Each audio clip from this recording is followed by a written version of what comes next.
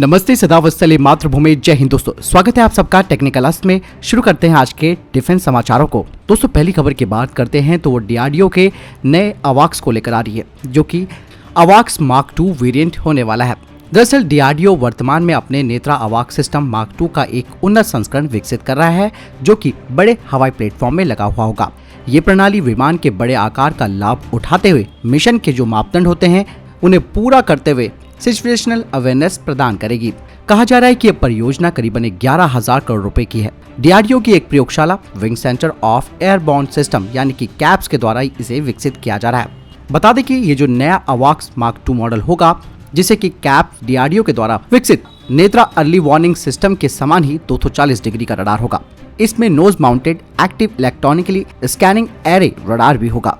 दोस्तों इस नए प्लेटफॉर्म की कुछ विशेषताएं भी हैं, जैसे कि इसका एक इनहांस्ड रडार होगा, IFF, ELINT और कॉमेट क्षमताएं इस पर होंगी। दोस्तों बता दें कि इसमें हायर डेटा रेट और इंक्रिप्शन क्षमताओं के लिए एक उन्नत कम्युनिकेशन टेक्नोलॉजी और भारत के द्वारा स्वदेशी रूप से बनाए गए integrated command and control system के साथ इसका एकीकरण होगा। साथ ही अत्याधुनिक मल्टी सेंसर डेटा फ्यूजन दुश्मन के हवाई प्रणालियों की पहचान और वर्गीकरण करने और सटीक खतरे की धारणा का आकलन करने में भी सक्षम होगा। अवाक्स MK2 संस्करण में डीआरडीओ का नया आईसा रडार शामिल होगा, जो गैलियम नाइट्रेट तकनीक का उपयोग करता है, जो कि मुख्य रडार इकाइयों की बेहतरीन पहचान और ट्रैकिंग प्रदर्शन और बेहतर कूलिंग प्रदान भी करता है। साथ ही ये विमान हाई रेजोल्यूशन छवियों को बनाने के लिए डीआरडीओ के द्वारा विकसित सिंथेटिक अपर्चर रडार से भी लैस होगा, जिसका उपयोग जहाजों और छोटे जहाजों और तटीय और ओवरलैंडिंग निगरानी की इमेजिंग के लिए भी किया जाएगा। दुश्मन को बेअसर करने के लिए इसमें 12 मिशन ऑपरेटर सिचुएशन क्षमता भी है। बता दें कि इसका इंड्योरेंस टाइम 7 घंटे का होगा और ये 36,000 फीट की ऊंचाई तक भी जा सकता है।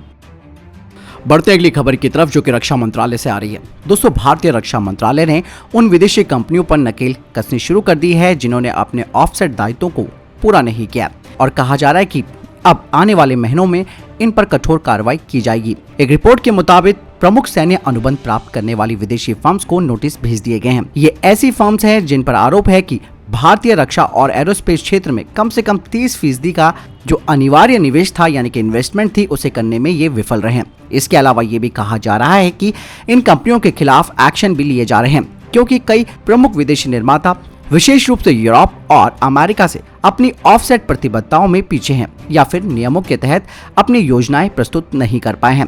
रक्षा मंत्रालय के पास उपलब्ध आंकड़ों से पता चलता है कि पिछले 5 सालों में विदेशी कंपनियां $2.24 अरब से अधिक के ऑफसेट प्रदर्शन करने में विफल रही हैं। इन कंपनियों को एक्सटेंशन दिए जाने के बाद भी वो अपने ऑफसेट दायित्वों का पालन नहीं करते हुए दिख रहे हैं। अब ये कहा जा रहा है कि ऑफसेट दायित्वों में चूक करने वाली कंपनियों पर जुर्माना भी लगाया गया है और अब कठोर कार्रवाई इनके ऊपर की जाएगी।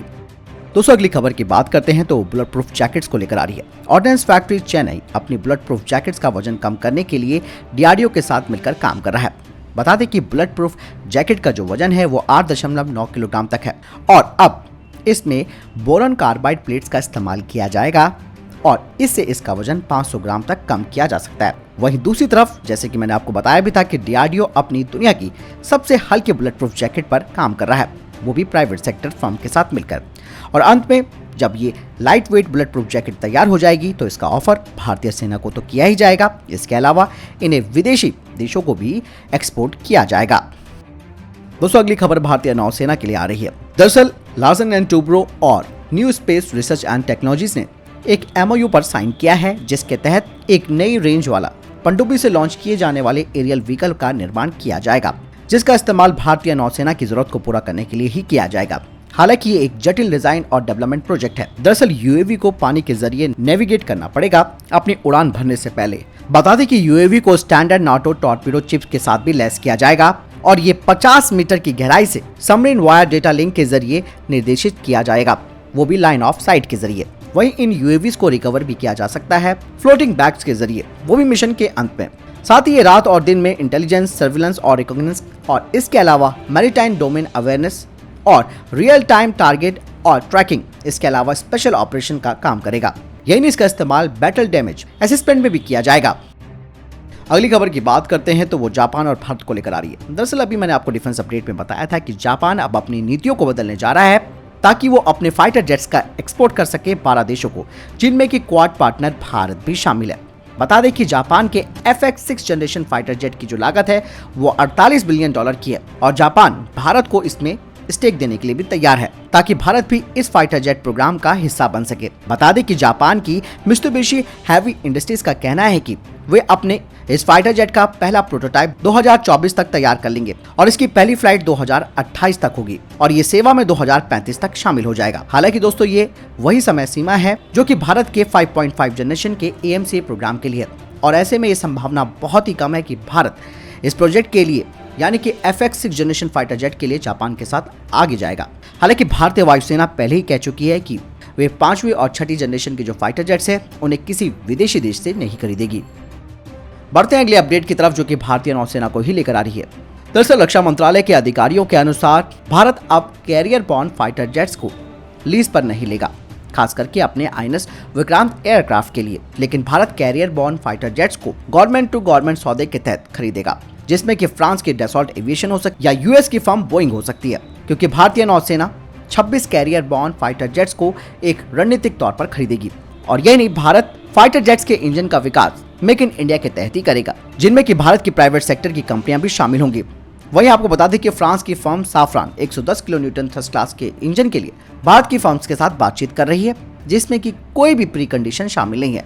लेकिन रक्षा मंत्रालय इस तरीके की प्रक्रिया US की फर्म जनरल इलेक्ट्रिक के साथ भी चाहता है, क्योंकि उनका F-04 इंजन जिसका इस्तेमाल स्वदेशी तेजस मार्क 1 और मार्क 1A फाइटर जेट्स में किया जा रहा है और इसके अलावा और ज्यादा पावरफुल F414 इंजन का इस्तेमाल भारत अपने तेजस मार्क 2, TDBF और AMCA mark 1A fighter jet में भी करेगा।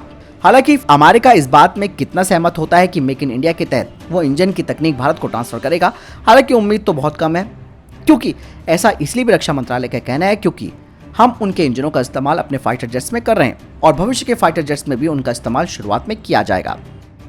दोस्तों अगली खबर की बात करते हैं तो वो गगनयान मिशन को लेकर आ रही है। बता दें कि इसरो अब अपने गगनयान मिशन के लिए मनुष्यों के अनुकूल अंतरिक्ष यान विकसित करने में डॉक्टरों की मदद ले रहा है। ये भारत का पहला मिशन है जिसमें इसरो का लक्ष्य अंतरिक्ष यात्रियों को पृथ्वी की निचली कक्षा तक ले जाना है। अंतरिक्ष में उड़ान के दौरान मनुष्य पर पड़ने वाले प्रभाव को समझने के लिए इसरो डॉक्टरों की मदद ले रहा है और उसी के आधार पर वे अंतरिक्ष यान डिजाइन करेगा। इस मिशन के लिए चुने गए अंतरिक्ष यात्री भी इस यान की डिजाइन की प्रक्रिया का हिस्सा हैं। आपात चिकित्सा सेवाओं में अंतरिक्ष प्रौद्योगिकी के उपयोग पर स्वास्थ्य विशेषज्ञों के साथ चर्चा के दौरान इसरो के अध्यक्ष S सोमनाथन जी ने कहा कि 4 अंतरिक्ष यात्री गगनयान मिशन का हिस्सा है। हम उनसे बात करते हैं, वे कॉकपिट में बैठते हैं, हम उनसे विश्लेषण करने और सलाह देने को कहते हैं। क्या सभी उपकरण उचित स्थान पर हैं? क्या उनमें रोशनी सही है? किसी तरीके की कोई दिक्कत या परेशानी तो नहीं है?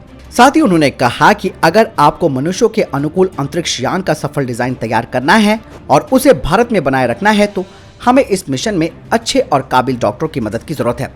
तो दोस्तों ये थे अभी तक के टॉप डिफेंस और स्पेस अपडेट। वीडियो के संबंध में कोई प्रश्न जवाब या आपका कोई सवाल है कमेंट सेक्शन में लिखकर जरूर पूछ सकते हैं। मिलता हूं नई वीडियो के साथ, चैनल सब्सक्राइब जरूर कीजिएगा। जय हिंद, वंदे मातरम।